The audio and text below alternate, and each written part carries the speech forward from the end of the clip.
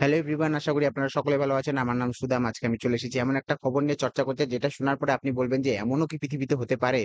এমনও কি টেকনোলজি উদ্ভব হয়ে গেছে গোটা দেশের মধ্যে কিংবা গোটা পৃথিবীর মধ্যে, যে এইভাবে কিন্তু একবারে ৪,০০০ টা কিন্তু মোবাইল ফোন বাস্ট করা হয়েছে। এবার বলবেন বাস্ট করা হয়েছে, কোথায় কি হয়েছে, কি না হয়েছে, সবকিছু আপনারা কথা বলবো সেই জিনিস নিয়ে। তার আগে আমরা যেটা বলবো সেটা হচ্ছে ইসরায়েল এবং প্যালেস্টাইনের যুদ্ধ। ইসরায়েল এবং প্যালেস্টাইনের যুদ্ধ হচ্ছিল। প্যালেস্টাইনের যে হেড ছিল তার নাম হচ্ছে ইসমাইল হানিয়ে। সে গিয়েছিল ইরানে। ইরানের ভিতর ঢুকে ইসরায়েল কিন্তু তাকে মেরে ফেলেছে। এবার তাকে মেরে ফেলার পরে ইরান কিন্তু পুরোপুরিভাবে ইসরায়েলের উপর ক্ষেপে রয়েছে। কারণ ইসরায়েল হচ্ছে পুরোপুরিভাবে ইহুদি কান্ট্রি, এবং কিন্তু পুরোপুরিভাবে ইরানকে যদি আপনি লক্ষ্য করেন সেক্ষেত্রে সেই কান্ট্রিটা কিন্তু পুরোপুরি শিয়া বহুল কান্ট্রি।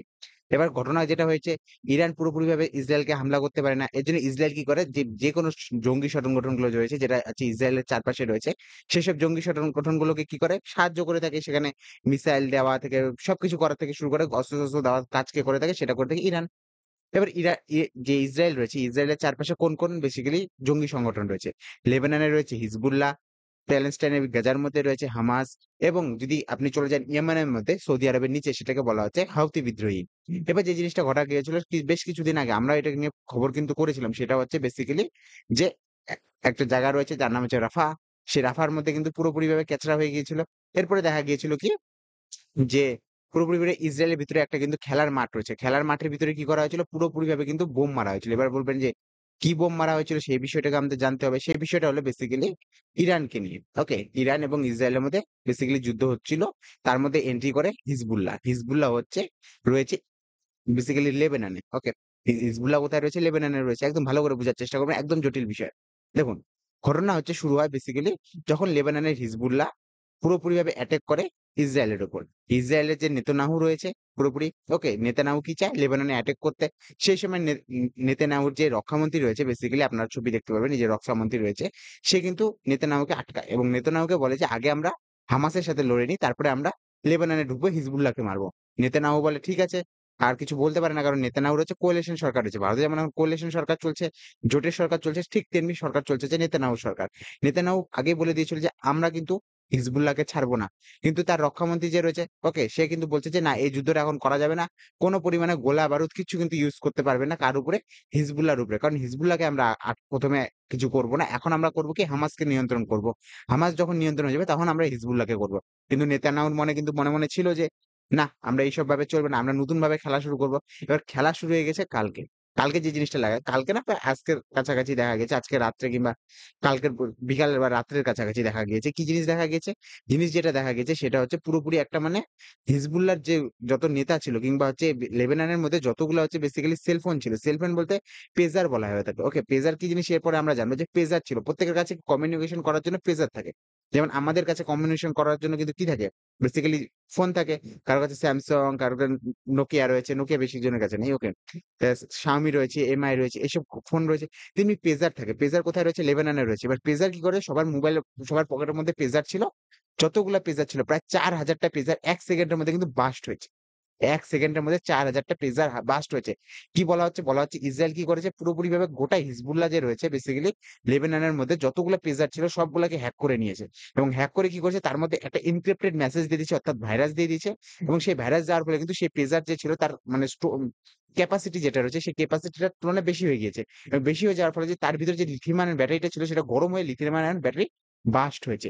এর জন্য পুরোপুরিভাবে অনেকজন মারা গিয়েছে এবং ২৭৪৮ জনের কাছাকাছি কিন্তু পুরোপুরিভাবে হসপিটালে ভর্তি রয়েছে। যে আপনারা কিন্তু পাশে ফটো দেখতে পারবেন যে পুরোপুরিভাবে সবার পকেটের মধ্যে কিন্তু বাস্ট হয়েছে। যতজনের পকেটের মধ্যে পেজার ছিল এবং প্রত্যেকজনের পকেটে কিন্তু পেজার বাস্ট হয়েছে। এই যে যেখানে ছিল। কেউ সবজি কিনছিল, কেউ ফল কিনছিল। মানে হঠাৎই করে একটা বিপ শোনা যায়, যেমন two, two, two, two, two, two করে একটা আওয়াজ হয়। ঠিক তেমনি যতক্ষণে ওটা বের করা হয়েছে ততক্ষণে সেটা কি হয়েছে? বাস্ট হয়ে গেছে। এবার কি করে বাস্ট হলো, কি বাস্ট না হলো, সবকিছু নিয়ে আলোচনা করব। তার আগে আমরা জেনে নিই যে পেজার কি জিনিস। দেখুন, পেজার যেটা হচ্ছে ৯ জন এখনো পর্যন্ত মারা গিয়েছে। ৪,০০০ টা কিন্তু পেজারকে সাইবার অ্যাটাক করা হয়েছে। তার মধ্যে থেকে পুরোপুরিভাবে ২,৭৫০ জন কি রয়েছে? এখনো হাসপাতালে ভর্তি রয়েছে। কতজন মারা যাবে জানি না। এখন পর্যন্ত তো এখানে দেখাচ্ছে ৯ জন, কিন্তু আমি লাস্ট যখন এই যে ভিডিও বানানো শুরু করছি সেই সময় দেখা যাচ্ছে ১১ জনের মৃত্যু ঘটেছে এই পেজারের দ্বারা। মানে পুরোপুরিভাবে কিন্তু ইসরায়েল দেখিয়ে দিল যে তার টেকনোলজি কত বেশি। তার টেকনোলজি কিভাবে কেন বলছি এই জিনিসটা ইসরায়েলের কেন আমি ভালো বলছি সেই জিনিসটা হচ্ছে এখন আপনি বুঝতে পারবেন যে বেসিক্যালি কেন আমি এটাকে ইসরায়েলকে ভালো বলছি এবং ইসরায়েলকে এত লোকে ভয় পায় কিসের জন্য? আমেরিকা কেন ইসরায়েলকে নিজের সাথে রেখেছে? আপনারা দেখতে পাচ্ছেন বেঞ্জামিন নেতানিয়াহু এখন রাষ্ট্রপতি রয়েছে। পুরোপুরিভাবে ট্রেন্ডিং করছে মসাদ, হিজবুল্লাহ, তেল আবিব। ওকে? এইসব জিনিস কিন্তু ইরান এগুলা কিন্তু ট্রেন্ডিং করছে এখন টুইটারে। এবার যে জিনিস দেখে এই জিনিসটা যে দেখতে পাচ্ছেন আপনারা পাশে যে এটাকে বলা হচ্ছে বেসিক্যালি পেজার। ওকে? পেজার কি জিনিস? পেজার হলে বেসিক্যালি কোথায় রয়েছে পেজার আমি আর তার আগে দেখিয়ে দিচ্ছি আপনাকে। ১ মিনিট।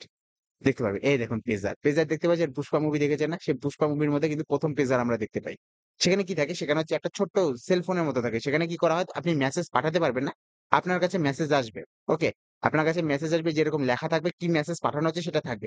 আর বেসিক্যালি এটা হচ্ছে কোন নেটওয়ার্কের সাথে যুক্ত থাকে না। এটা রেডিও ফ্রিকোয়েন্সির মাধ্যমে মানে এক জায়গা থেকে অন্য জায়গায় বার্তা বহন করে কিংবা স্যাটেলাইটের মাধ্যমে বার্তা বহন করে। কিভাবে করে? বেসিক্যালি একটা হচ্ছে টাওয়ার লাগানো হয়। ভাবেন আমি যেই এলাকায় রয়েছি সেই এলাকার মধ্যে একটা টাওয়ার রয়েছে। এই এলাকার মধ্যে যতজন লোক আছে, যতজনের কাছে আমার যে পেজারটা রয়েছে, সেই পেজার থেকে আমি এখান থেকে বসে একটা মেসেজ ছাড়লাম সেই পেজারের মধ্যে। সেই পেজার এই মেসেজটা কোথায় গেল? টাওয়ারে গেল এবং টাওয়ার থেকে গিয়ে কি করলো? প্রত্যেকটা যে পেজার আছে সেখানে কিন্তু সাপ্লাই হয়ে যায়। এটা বাইরের দুনিয়া থেকে আলাদা। যেমন আপনার আমার যে ফোন রয়েছে সেই ফোনের মধ্যে সিম কার্ড রয়েছে। এয়ারটেল এর রয়েছে, জিও রয়েছে, ভোডাফোন রয়েছে, যেকোনো যার যেটা রয়েছে সে কি করতে পারে? আমরা পুরোপুরিভাবে কার সাথে কানেক্ট রয়েছে? সেই বেসিক্যালি যে মোবাইল টাওয়ার রয়েছে সেই মোবাইল টাওয়ারের সাথে কানেক্ট রয়েছে।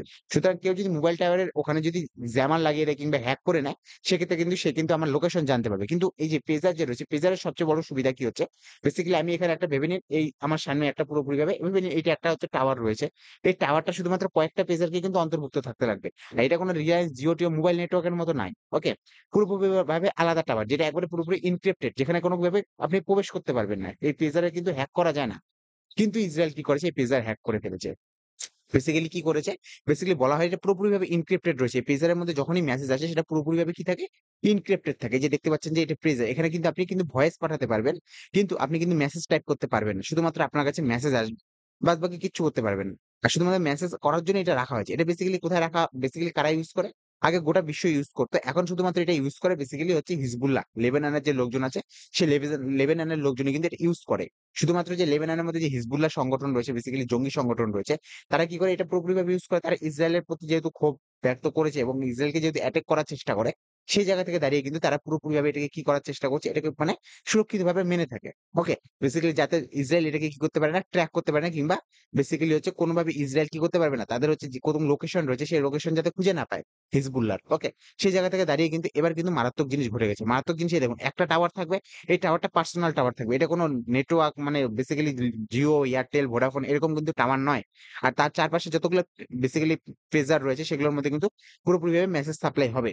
ওকে? এখানে কোন আপনি টাইপিং করতে পারবেন না WhatsApp এর মতো। এবার যে জিনিসটা দেখা হচ্ছে লেবানন কোথায় রয়েছে? লেবানন দেখুন ইসরায়েল রয়েছে। ইসরায়েলের একপাশে দেখছেন গাজা, একপাশে দেখছেন ওয়েস্ট ব্যাংক এবং বেসিক্যালি ইসরায়েলের উপরে রয়েছে বেসিক্যালি লেবানন। ওকে? লেবাননের রাজধানী হচ্ছে বারুদ। বারুদের মধ্যে প্রচুর পরিমাণে লোক মারা গিয়েছে। কে মারা গেছে এরপর আমি আরো বলব যে আরো বড়সড় লোক মারা গেছে। এবার যে জিনিসটা দেখা যাচ্ছে যে পুরোপুরিভাবে কিন্তু এই পেজারকে কিন্তু কিভাবে এটা বাস্ট করা হলো? বেসিক্যালি কি করেছে এই পেজারের যে নেটওয়ার্কটা রয়েছে এই নেটওয়ার্কটা হ্যাক করে ফেলেছে কে? হ্যাক করে ফেলেছে ইসরায়েল। এবং হ্যাক করে কি করেছে যে যতগুলা যে বেসিক্যালি পেজারের মধ্যে কি করায়? বার্তা আসে, মেসেজ আসে। ঠিক কি করছে যে এই পেজারের মধ্যে এই নেটওয়ার্কটা হ্যাক করে সেই নেটওয়ার্কের মধ্যে কি করেছে একটা ভাইরাস মেসেজ বা এনক্রিপ্টেড মেসেজ কিন্তু পাঠিয়ে দিয়েছে। কে পাঠিয়েছে? ইসরায়েল পাঠিয়েছে। এবার সেই মেসেজটা যখন প্রত্যেক জায়গায় ঢুকেছে এবং সেইটার ভিতরে যেহেতু ভাইরাস ছিল, এবার পেজের কি করতে করেছে পেজারের ভিতরে যখন এই মেসেজটা এসেছে সেই সময় কিন্তু বেসিক্যালি পেজার কি করতে পারেনি সেটাকে মানে কন্ট্রোল করতে পারেনি। এই পেজারের যে মেসেজটা এসেছিল সেটা পুরোপুরি ভাইরাস যুক্ত ছিল এবং সেটা যেহেতু কন্ট্রোল হারিয়ে যায় পেজারটা এবং সেটা গরম হতে থাকে এবং গরম হয়ে কি হয়? সেখানে যে ব্যাটারিটা রয়েছে, লিথিয়াম আয়ন ব্যাটারিটা রয়েছে, আপনি দেখতে পারবেন এই যে আপনার পাশেই দেখতে পারবেন যে ব্যাটারিটা রয়েছে। এই ব্যাটারিটা কি হয়? বার্স্ট হয়। এবং বার্স্ট হওয়ার পরে কিন্তু অনেকজনের মানে প্রাণ চলে যায় কারো হচ্ছে পুরোপুরিভাবে হাত পা পুরোপুরিভাবে নষ্ট হয়ে যাচ্ছে। কারণ পকেটে যেহেতু রাখছেন এত জোরে বার্স্ট হয় একটা ব্যাটারি, সেক্ষেত্রে কিন্তু অসুবিধা রয়েছে। ওকে? আর এটা কে করেছে? এটা পুরোপুরিভাবে কিন্তু করেছে হচ্ছে ইসরায়েল। ইসরায়েল নিজেও মেনেও নিয়েছে যে হ্যাঁ, এটা আমরাই করেছি।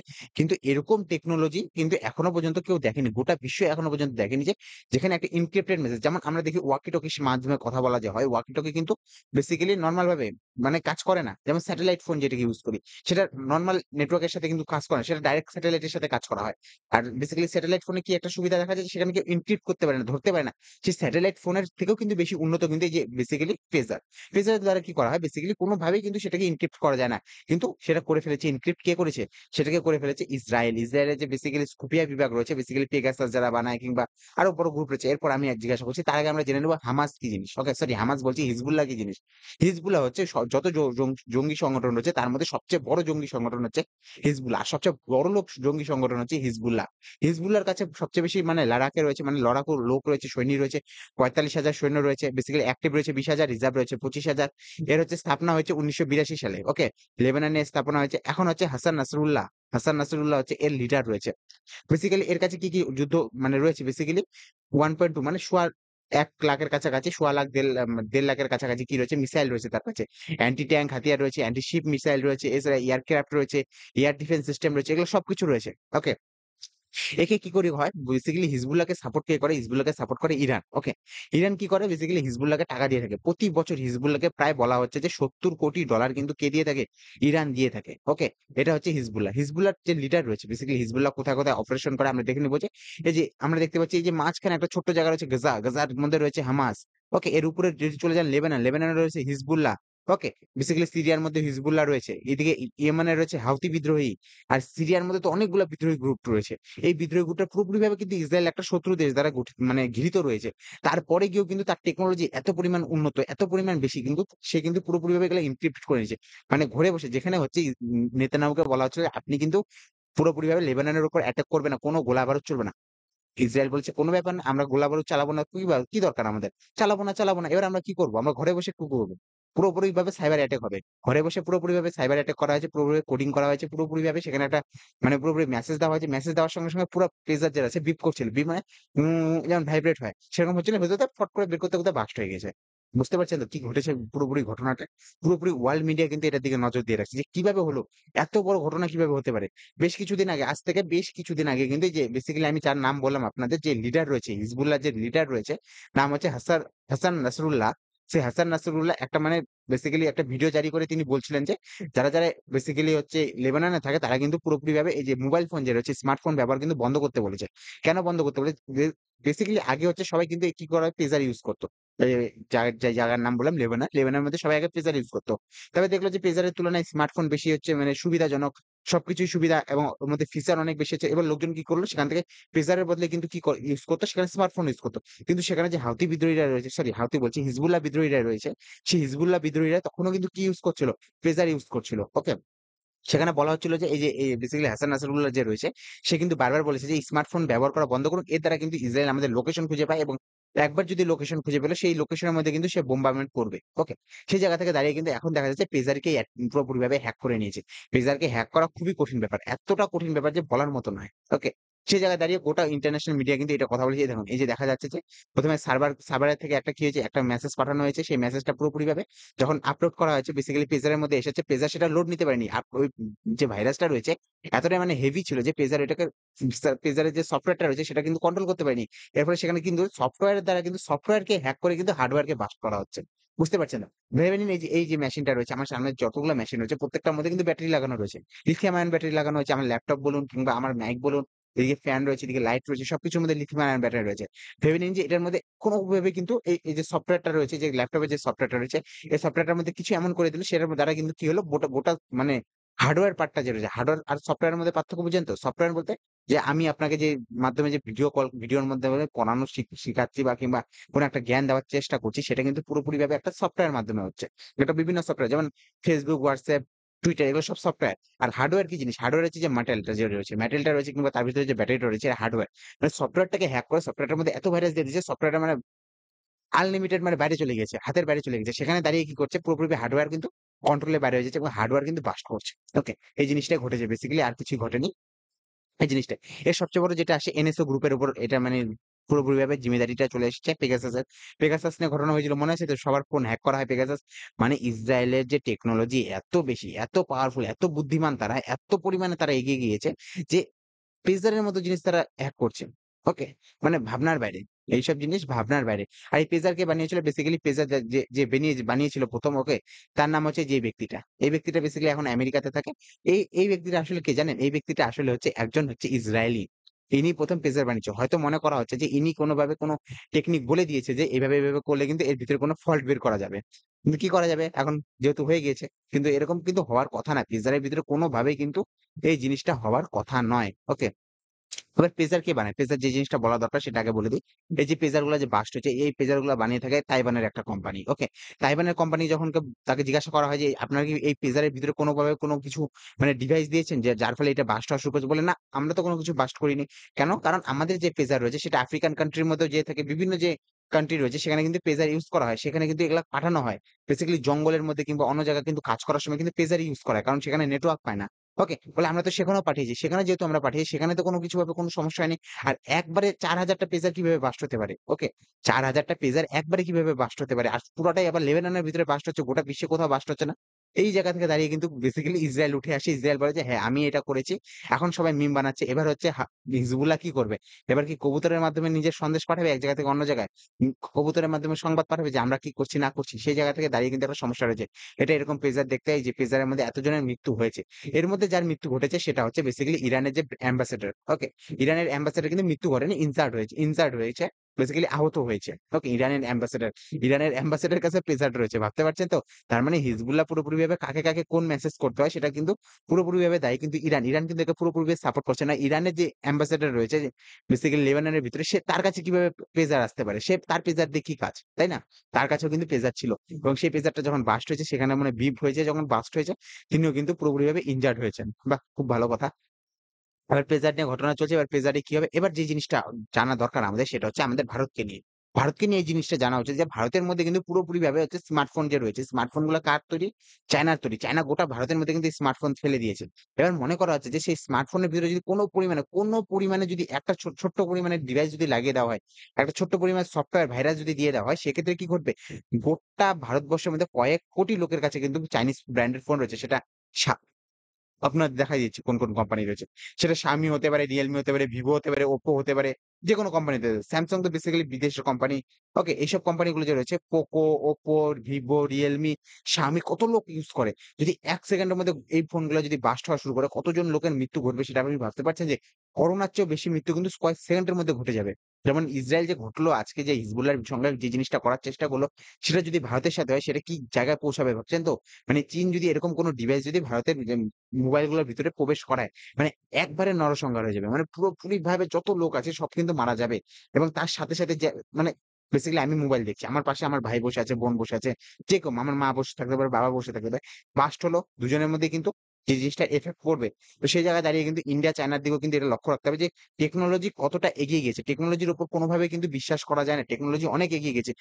ইসরায়েলের মতো একটা দেশ একটা পেজারকে কিন্তু পুরোপুরিভাবে কি করে নিয়েছে? হ্যাক করে নিয়েছে। যে পেজারকে কখনো হ্যাক করা যায় না। এই হ্যাক করা যায় না জন্যই কিন্তু সে বিভিন্ন যে জঙ্গি সংগঠনগুলো রয়েছে, তারা কিন্তু এগুলাকে ইউজ করত। সেই জায়গা থেকে দাঁড়িয়ে কিন্তু যে জিনিসটা লক্ষ্য করা যাচ্ছে পুরোপুরিভাবে এরকম হওয়ার কথা নয়। ওকে? এই পেজার গুলা যে বাস্ট হয়েছে এটা নিয়ে মানে ইসরায়েল প্রচন্ড মজায় রয়েছে। কিন্তু ভবিষ্যতে কি হয় দেখা যাবে, কিন্তু ইসরায়েলের যে টেকনোলজি রয়েছে কতটা পরিমাণে গোটা বিশ্ব চমকে গিয়েছে যে এরকমও টেকনোলজি হতে পারে? যে যেখানে কি দেখা যাচ্ছে যে ঘরে বসে, সেখানে যাইতে হচ্ছে না। ঘরে বসে একটা মেসেজ পাঠানো হয়েছে। সেই মেসেজটা কিন্তু পেজারের মধ্যে গিয়েছে। গোটা দেশের ৪,০০০ টা পেজারের মধ্যে গিয়েছে এবং পেজার গুলো সঙ্গে বাস্ট হয়েছে। পুরোপুরিভাবে সেখানকার যে ব্যাটারি রয়েছে ব্যাটারি বাস্ট করেছে। মানে একটা ছোট্ট স্মার্টফোনকে কিন্তু কি করা হয়েছে, স্মার্ট যে ডিভাইস রয়েছে সেটাকে কিন্তু বোমে পরিণত করে ফেলা হয়েছে। আর ইসরায়েলের এই টেকনোলজিটা যে নিয়ে এসেছে এই টেকনোলজি মানে খুব মানে পাওয়ারফুল। এখন লোককে ভাবতে হবে যে পেজারও তো চলে গেল না। এবার কি ইউস করলে যেটা হচ্ছে সংরক্ষিত থাকবে? এই জঙ্গি সংগঠনগুলো রয়েছে যাদেরকে ট্র্যাক করা যায় না, কিছু করা যায় না, তারা কিভাবে এগুলাকে কিন্তু আটকাবে সেটাও কিন্তু দেখার রয়েছে। আর ইসরায়েলের যে এত পরিমাণ মানে পাওয়ারফুল টেকনোলজি রয়েছে, সেই টেকনোলজিটা কিন্তু আমাদের কিন্তু পুরোপুরিভাবে সমর্থন করা উচিত। দেখা যাবে ভবিষ্যতে কি হয়? আপনারা আমাদের চ্যানেলটা সাবস্ক্রাইব করতে পারেন, লাইক করতে পারেন। আমরা অনেক সহজভাবে বলার চেষ্টা করেছি। দেখা হবে অন্য একটা ভিডিওতে। Have a good day. Bye bye.